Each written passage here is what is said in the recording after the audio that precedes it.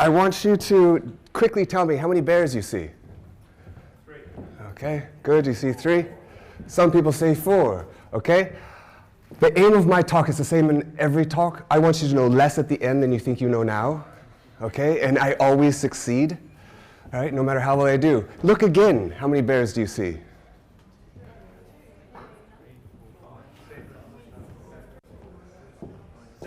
7, 8. Do I hear 9? 47? Okay, there are 11 bears hiding in there. The more you look at something, the more you see. But I'm going to talk about today how what you're actually seeing doesn't actually exist. So I want you to know less at the end, because nothing interesting begins without doubt. Doubt is the beginning of anything interesting. All creativity uses doubt, right? So what is the heart to seeing differently? Right? How do we see differently? How do we be creative? How do we get people to see the world differently? It begins with perception. Okay? Perception underpins everything we think, we do, we feel, the clothes we wear. Everything begins with perception. All right? So to understand perception is actually to understand what it is to be human. And you're engaging with people all the time. And if you don't understand what it is to be human, how on earth can you create a relationship with them? Okay? So we're going to talk about what it is to be human using the simplest thing that your brain does, which is seeing color. Even jellyfish see lightness and they don't even have a brain.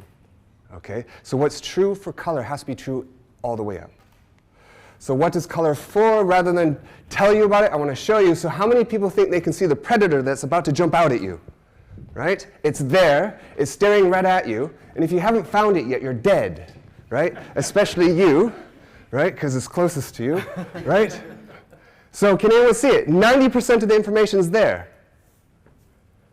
90% of the information your brain uses to see come from grayscale. It's staring right at you. How many people think they can see it? Can you see something? No one wants to make a guess? Yeah, where do you think see it? A fox, I think. You see a fox. Where's the fox? I can point to it. Yeah, point to it. Is this right there? Right there. In the image, maybe? So it's not off the image. I think. Okay, very good. So you're dead. Okay. Thank you, though. Anyone else? Yeah? It's further up. Further up. Straight up from there. Okay, you're dead too. Okay. Let me reveal the exact same scene using color. Okay, I'm only going to add 10% of the information. Okay. Now, for those who maybe shouldn't be here, there it is. Okay. Right? So now you can see it. It was always there, right? Staring right at you, right? Only 10% of the information your brain uses to see comes from your eyes, right? Eyes are actually pretty useless when it comes to vision. The other 90% comes from other parts of your brain, right? The eyes are like a keyboard is to a computer. It's the way to get the stuff in. It has very little to do with what you actually see, right? So that's what color is for. It enables us to see things, see relationships between things. So how many of you woke up this morning and thought you saw the world as it really is?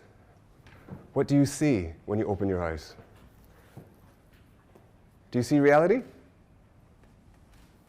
My perception of it. Your perception, okay, your perception of reality. Is it really what's there?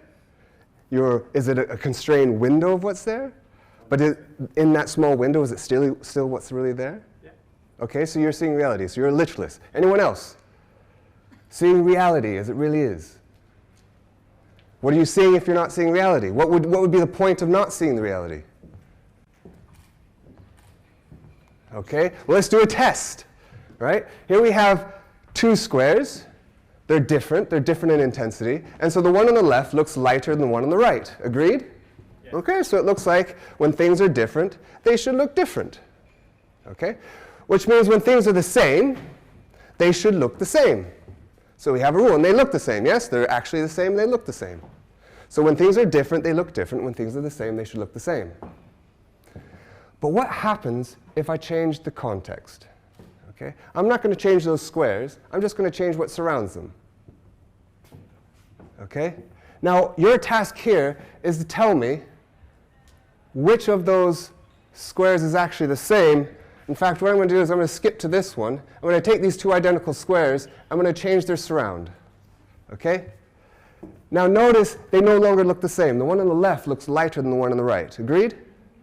But those squares are actually the same. Nothing's changed. All that's changing is your mind. Okay? And remember, we're talking about lightness here. So if you remember anything, remember this. Context is everything. Right? The brain does not do absolutes. Your brain only ever does relationships. Okay? That's all it ever does. That's all it can ever do. And I'll explain why. Okay? We kind of know context is everything in a way, but a far more interesting question is why.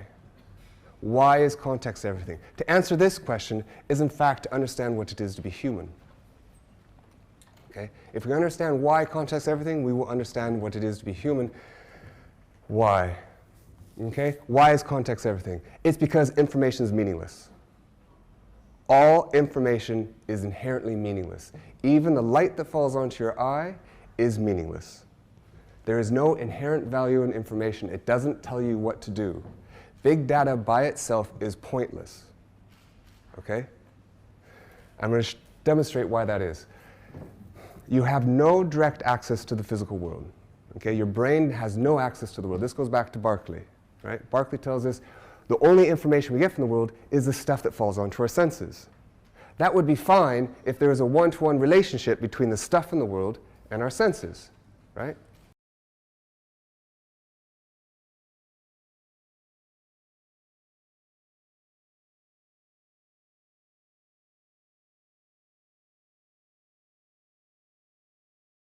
Right? But the quality of that stimulus is determined by three things in the world: the illumination, the reflectance, and the transmittance, the space between you and objects. You vary any one of those real-world parameters, and you change the stimulus. Right? But all you get is the stimulus.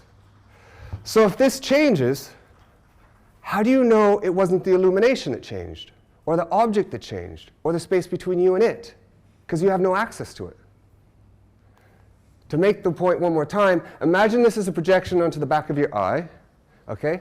This is a projection from two objects in the world. Okay? They're identical in every single way. Shape, form, spectral content, everything about them is the same. As far as your brain is concerned, they should be the same. And yet they come from completely different sources in the world, where the whiteout sections are. Okay? One on the left comes from an orange object, orange this way, under direct light viewed through some blue medium. The one on the right comes from a yellow object oriented exactly the opposite direction in shadow viewed through some pink medium. Right? Completely different conditions in the world giving rise to the exact same information. And yet your brain has no access to the world. Right? So why does this matter? What it means is that information is meaningless because it could literally mean anything. Right? So how does your brain take meaningless information and make it meaningful? What's the other piece of information that your brain is using? Experience. Right? That's the only thing we can rely on. Because the information itself that you're getting now could be anything. So your brain has to associate what's happening now with what happened in the past. Okay? Give you an example. A story about two kittens. Right? Two kittens in Oxford, newly born, eyes open. Take one kitten, put it in a basket. Okay? And there's a rod to it, connected to the basket. It's on a little pendulum thing. And the rod's connected to another kitten on the ground. So wherever the kitten on the ground goes, the one in the basket goes. Okay? So they're getting the exact same visual information all the time. You do this for a couple of weeks. Take the kittens away, take the one on the ground, and test its vision. It seems perfectly fine. What about the kitten in the basket? What does it see? It's blind. It's literally blind. Its eyes are perfectly fine. But it's never had an opportunity to make sense of the information. It's never been able to interact with the world. So it literally cannot see. right? Even though it's had the exact same visual experience as the one on the ground, right? So engagement is a fundamental way by which the brain makes sense of the world, right? It has to be actively involved in making sense, otherwise it's meaningless, because it has no history to go on. So maybe we'll do this. I want to show you how quickly, oh, I don't have the ball, we'll not be able to do it. Okay, can we have the lights down, by chance? So I want to show you how quickly your brain can read what I call redefine normality, right? See the world in a completely new way. I want you to notice that the two desert scenes on the bottom are the same. One is just the flipping of the other, but the colors are the same, yes? Okay, I want you to stare at the dot between the green and the yellow squares, right? On this side over there, that side over there. Just stare at the dot, and you're going to stare at it for about 30 seconds. I don't want you to look anywhere else. Just stare at that dot. And I'll tell you what's happening inside your head. Your brain is learning. It's learning that the right side of its visual field is under red light, and the left side of its visual field is under green light. That's becoming its new normal, which means anything you see after this experience will be seen as a consequence through the lens of that experience. You're also getting very sleepy, right? Keep looking, keep looking. When I tell you to, not yet, I want you to look at the dot between the desert scenes, but not yet. Okay? 3, 2, 1, look at the deserts. Do they look the same? No. It's quite bright in here. For 7% of the men in this room, it will, because you're colorblind, right? You confused red and green. Okay? Now it's starting to go back to normal, right? This is because your brain evolved to adapt, right? And the way it adapts is literally. Right? Here we also grow brain cells in dishes. So here are some brain cells growing. Oh, the resolution is a bit rushed. But anyway, here's the brain cells growing. They're forming connections with other neurons. Right? The more active you are, the more your brain cells grow. Your brain is a muscle, effectively. Right? If I raise two groups of rats, one in an enriched environment, lots of toys, lots of things to interact with, and another group of rats in a deprived environment, and I look at the neurons inside their heads, which look like basically like trees, the one from the enriched environment has lots of branches, lots of connections. The ones from the deprived environment look completely atrophied, right? They wither. Your brain is literally, the functional structure of your brain is literally a representation of your history. Right? That's what it is. And not only your history, it's also the history of your culture in society, and also your ancestors, evolutionarily speaking, okay? That is what your brain is doing. So what's the consequence of having a brain that's adapted? What do we actually see if we don't see the world in front of us? Because we can't. We have no access to it. Nor do we see information because it's meaningless. We only ever see what was useful to see in the past. That's all we ever see. What was useful to see? Historically. Which means what I'm looking at now and what I'm seeing now is what was useful once upon a time. It might no longer be useful, right? So I want to show you what I mean by seeing meaning, how we see meaning, literally seeing meaning, what was useful, by doing a little exercise, okay? So I want you to read what you see, okay? We'll do it all together. It's like this early morning class, okay? Ready? Okay? 1, 2, 3. Very good. 1, 2, 3. Good. 1, 2, 3. Okay, if you're Portuguese. Okay. 1, 2, 3. Okay, class, remember the instruction. I said, read what you see. You all failed. That says, wa'ari'un. There are no words there. Right? Literally. There's no a priori reason why you have to put an H between that W and A. There's no laws of physics operating here, right? Why did you read a sentence? Because your brain has literally encoded the statistics of co-occurring letters in the English language, as well as other languages. So when I give you the context of a W space AT, your brain is seeing the meaning of the information, and you read a word. But notice none of you read what you dreaming. Also likely. Why? Because in your recent history, I had you reading. So you were primed to read this is, what are you reading? Simply because you were reading.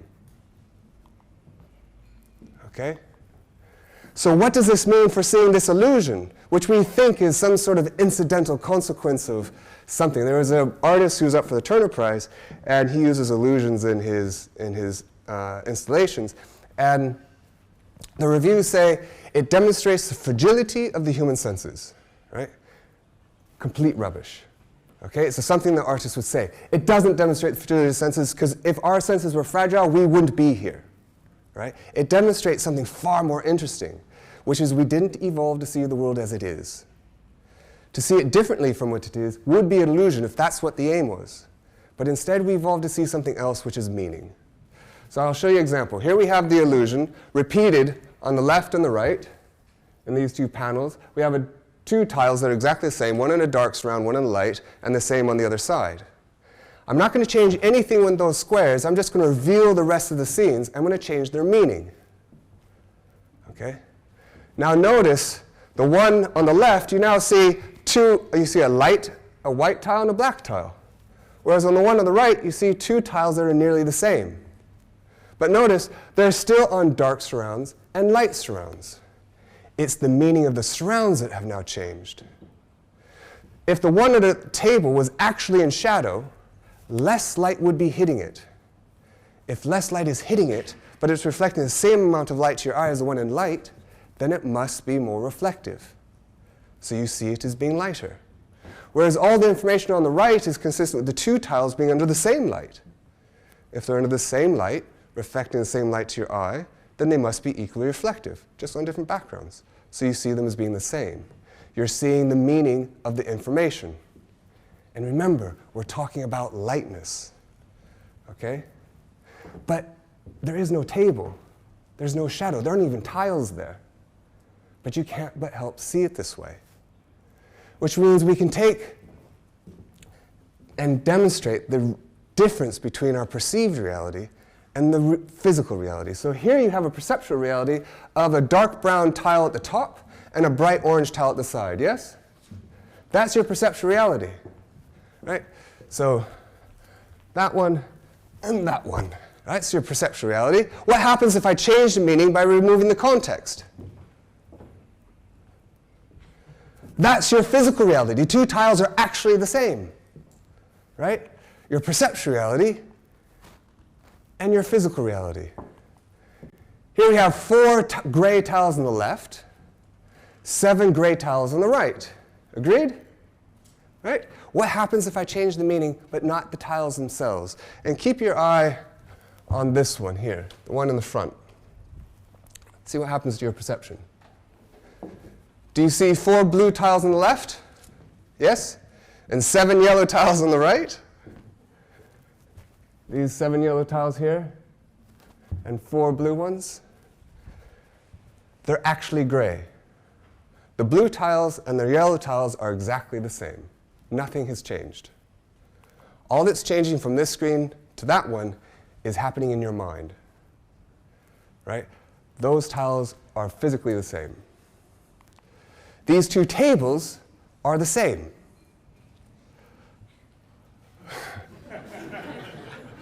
It's true. The red table is the green table on its side.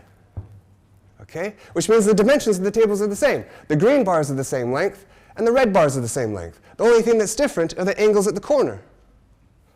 But your brain is seeing the meaning of the dimension, not the dimensions themselves. Okay? Now, of course, do we have sound? Do we have sound? Oh, cool. Okay, now this is true for color, this is true for pattern, shape, motion, okay? What about more higher order cognitive things? Nice day today. I think I might, was it Alan? Alan! Ow! Alan! Yeah, I don't think you can hear me, you know. No. Alan! Alan! Alan! Alan! Alan! Ow! Alan! Alan! Alan! Alan! Alan! Alan! Oh, that's not Alan. Steve, Steve.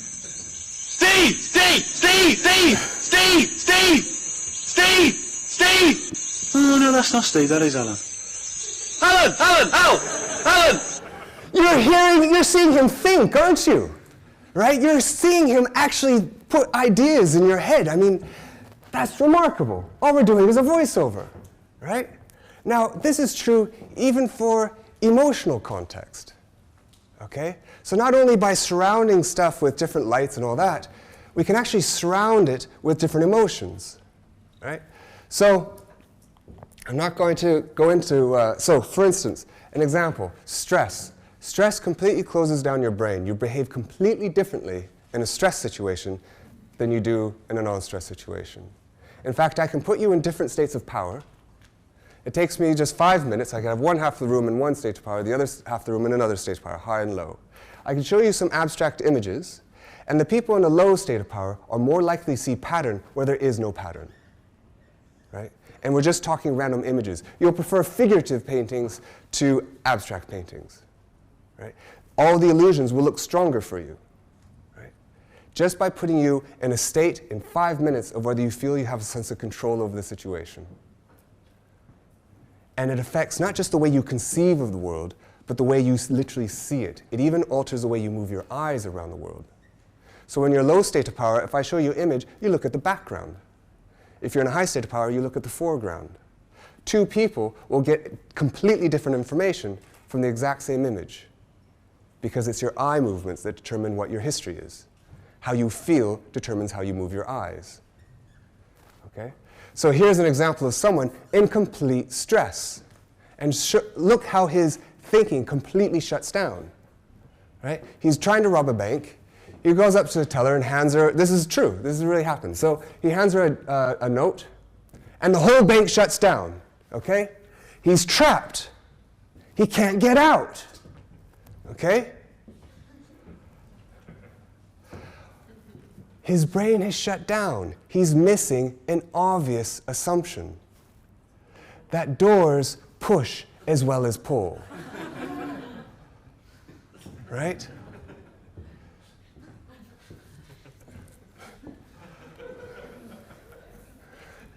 So conclusion thus far, okay?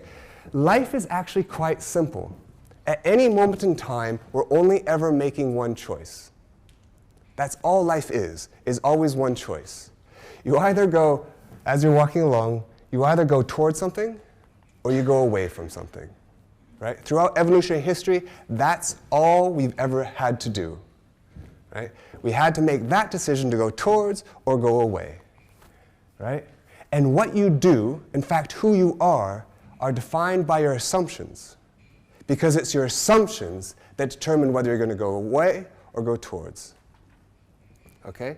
Those assumptions come from your history.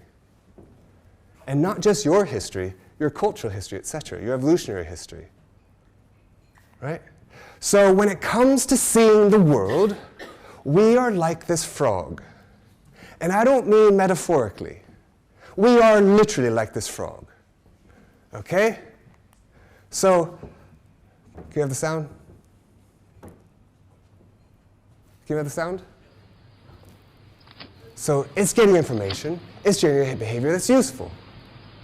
Just like us. Right? It's doing quite well.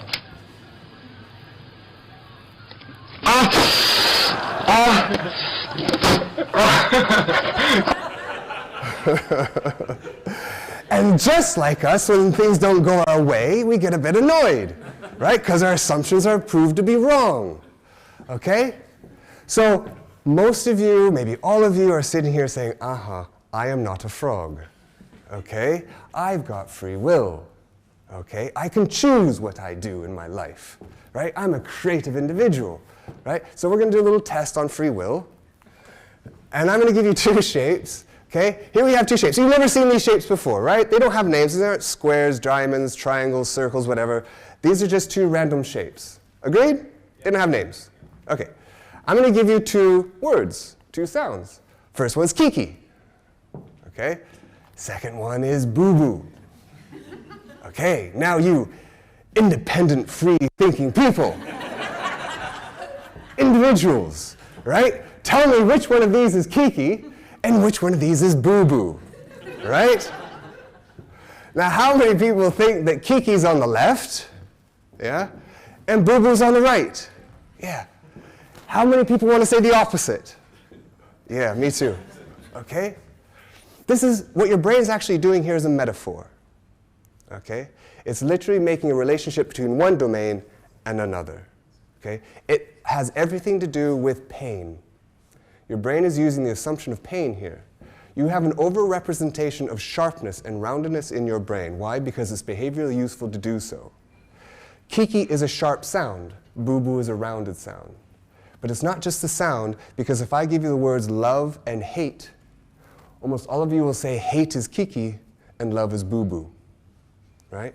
Because when I prick your finger and tell you hate, I activate the same part of your brain. You're hearing and seeing the meaning of the information, okay? We have a huge problem then, because you're about being creative. You're about getting people to see differently. If everything I do and everything you do is actually a response, and that response is grounded in your history, how can you ever see differently? How is that possible? How can you step outside that history and see in a new way? Now, it's very useful that we have these responses, right? Because everything you do is an assumption. Every time I take a step, I'm assuming the floor is not going to give way. I wouldn't be able to survive if I had to second guess every single time. If a bus is coming at me, I don't want to think, I wonder if there's a different way I can see this, right? I want to step out of the way as fast as possible, right? Efficiently. But we walk through life thinking everything's a bus, right? So how do we see differently? Well, this has to do with what makes the mind beautiful, right? How are we different from a frog? And it might surprise you what the answer is, which is that we're delusional, right? What makes the human mind beautiful is it's delusional. And I'm going to show you an example. So I need sound on this. I want to play you some sound, and I want you to see if you can hear some words in it. Okay? So.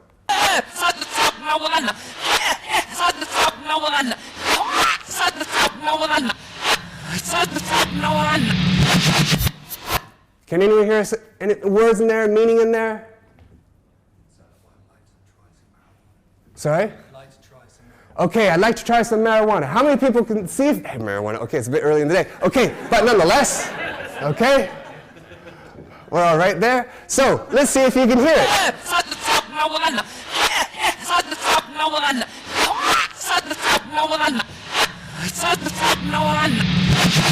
Can you hear it? Yeah? Let's see if you can get better at hearing it.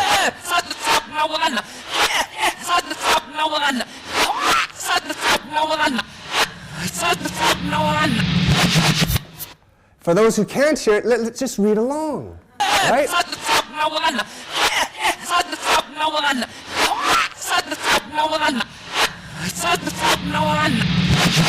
Are you getting better at hearing it? Yeah? Really good. You're getting better at hearing something that doesn't exist, right? You're literally delusional, right? You're creating a reality that doesn't exist. When we do this sometimes in different groups, we'll have one group really trying to attend to it, and they create a sentence.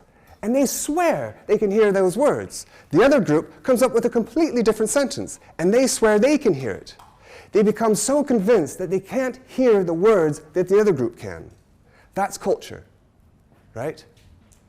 Being able to not hear, to be deaf to, blind to other people's views, none of which really exists because it's all made up, right? What is that sound? It's just this. Goes backwards. Another one busts the dust. Another one busts the dust. Ow! Another one busts the dust.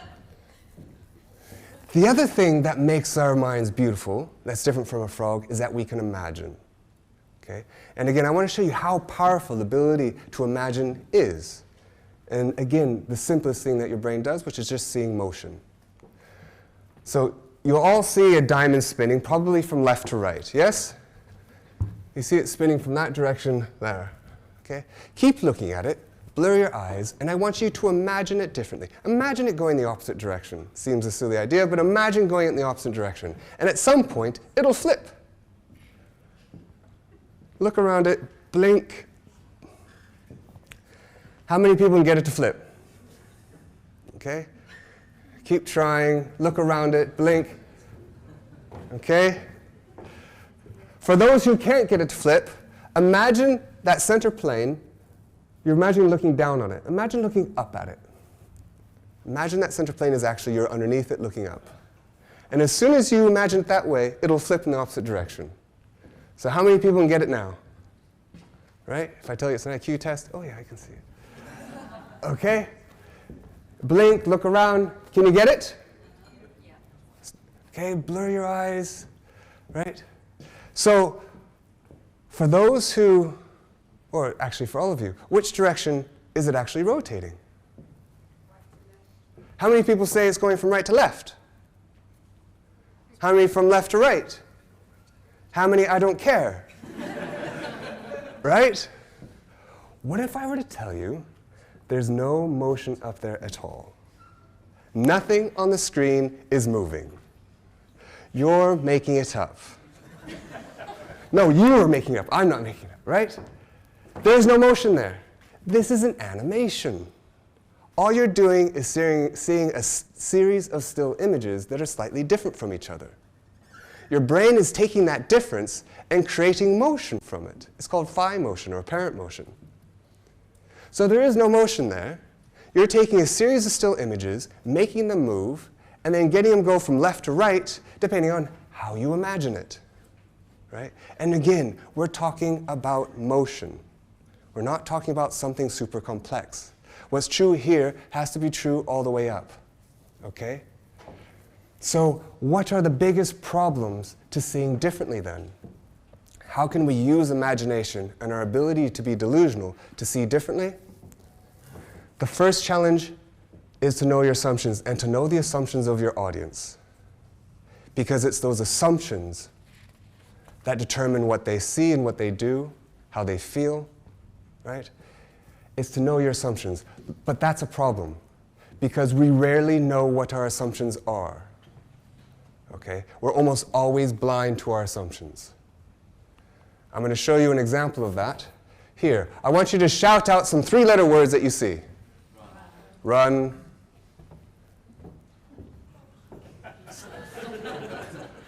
Excuse me? Pin, bad. Okay. It's amazing how many people see sex but don't say it. Okay.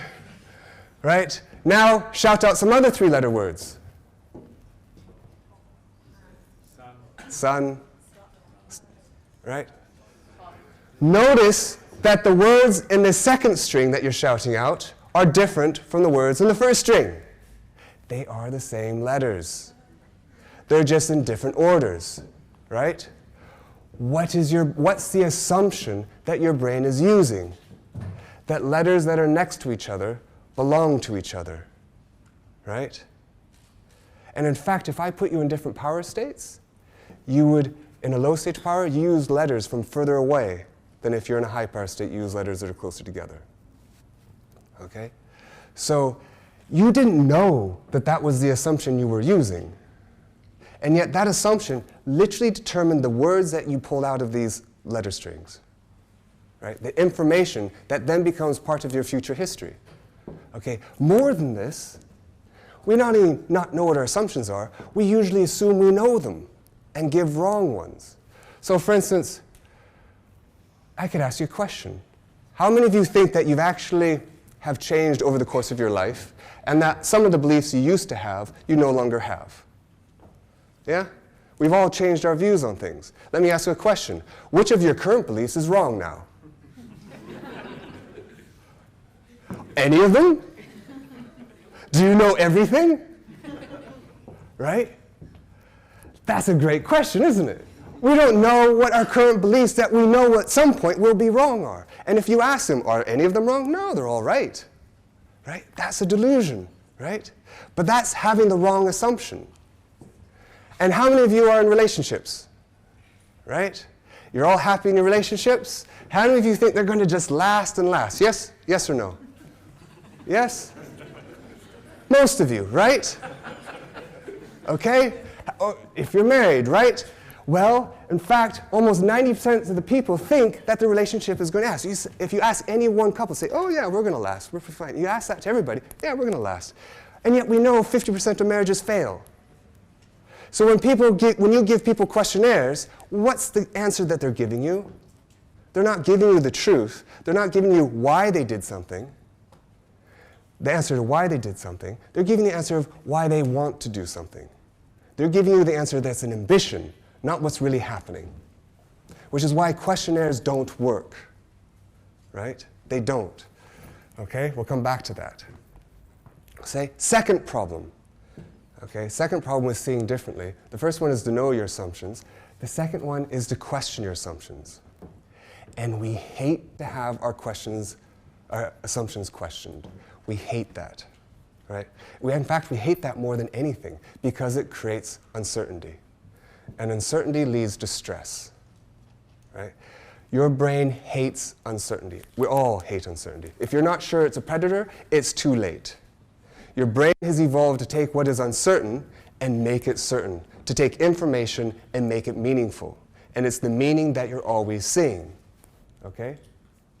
So we hate seasickness is a consequence of uncertainty. When you're down below in a boat and your eyes are moving and register your boat, your eyes are saying, oh, I'm standing still.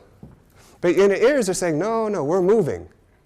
Your brain cannot deal with that conflict and it gets ill. That's what seasickness is, right? It's an inability to deal with uncertainty. It is physiologically in us. And yet, the best questions are the ones that create the most uncertainty, right? The questions that challenge what I assume to be true already, right? Whether that be at a corporate level or a personal level, okay? Those are the best questions, which means in order to step into uncertainty, in order to be creative, or to get other people to be creative and to see differently, they have to step into uncertainty, but they hate being there, right? So that's a huge problem. But fortunately, evolution gave us an answer to that problem. What is the only human endeavor where uncertainty is a good thing? There's only one. It's a general class of behaviors. What's the one thing that you do where uncertainty is good? Nothing? Sorry? Gambling? Gambling is a big part of it, yeah. It's an example of this. Laughter. Sorry? Laughter is a huge part of this. Why do we laugh, though, when you tell a joke? What is it, the thing in the joke, that's causing you to laugh? It's the uncertainty, right? Not knowing the punchline is what makes it funny. But what is laughter a part of?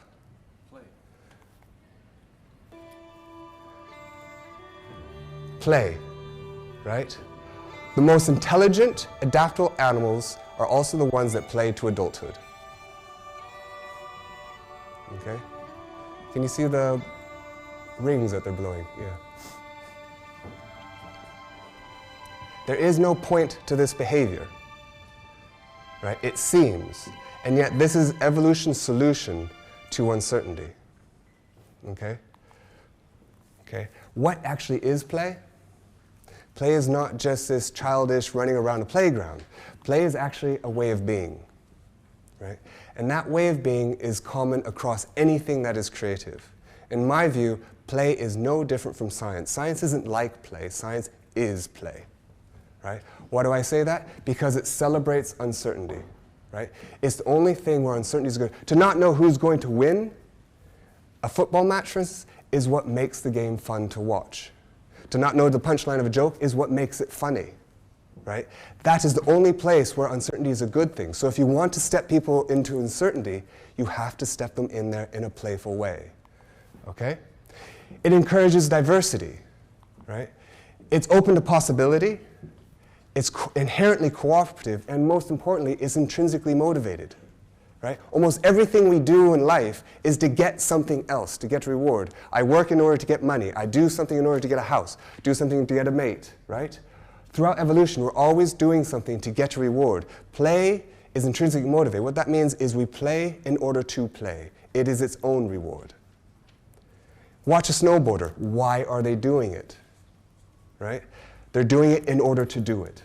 It is its own reward, okay? So that is the way of being that enables people to step into uncertainty. Okay? So who cares? Okay? Last couple of slides just to sum up. First of all, humans are contextual. We tend to see ourselves and other people as being, especially ourselves, as being linear. We're only ever one thing. Okay? But our personalities change constantly. We are no different from that square inside a larger square. Who we are changes depending on context. And yet branding, marketing, etc. treat people as solitary. They even treat them as averages, right? Imagine having a relationship with someone and treating them as the average, right? Amazingly, you do quite well, right? Because we are all quite average. But to know someone is to know how they're deviant, to know how they deviate from the norm. That is what it is to know someone. And how they deviate depends on the context that they're in, right? So context is everything, including what it is to be human, our personality, how we see the world, okay? Which means to understand people, to understand behavior, don't ask, right? Because we don't really know why we do something, right? You have to do something else, okay? You have to do it in the wild. You have to do behavior. You have to measure what people do, not why they say they do it, right? So you have to measure behavior, and you have to measure behavior and asking a good question. Most of the time, the questions that are asked are who, what, where, when questions. These aren't meaningful questions. This is what gives you information, but as we know, information is meaningless. What you really want to ask is why. Why do people do what they do? Not just that they do it, right? Because then you understand a principle that crosses between cultures and context. So you have to ask why, and you have to do it in the wild, okay? So thank you very much. I should say that that combination of bringing understanding and transformation together is, in my view, the bringing together of design with neuroscience, right? Because if you really want to design something for people, you have to understand what it is to be a person. You have to understand what it is to be human. Hence the concept of neurodesign. Okay? So thank you very much. I hope that was useful.